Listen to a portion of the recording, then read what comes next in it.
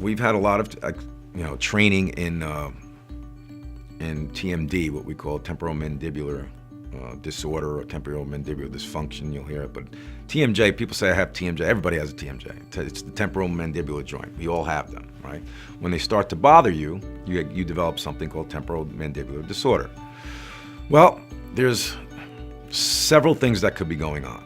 A lot of times, the first thing we're going to do is analyze their bite or their patient's bite and see if they're biting properly. Because sometimes it's just as simple as a bite adjustment that can put your jaws back into proper alignment. Sometimes that can be just muscular pain that their patients are feeling. If it gets more involved, where there's joint pain inside the joint and we have to get specific testing, then we'll send them to the proper physicians for that. Grinding.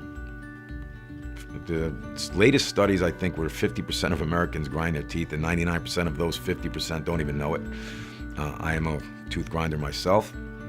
We provide multiple different ways of helping people with that, whether it's a simple mouth guard at night or a bite adjustment and a mouth guard. There are a lot of different things we can do to help patients who grind their teeth, to help prevent them from cracking them. Because a lot of damage comes from grinding your teeth.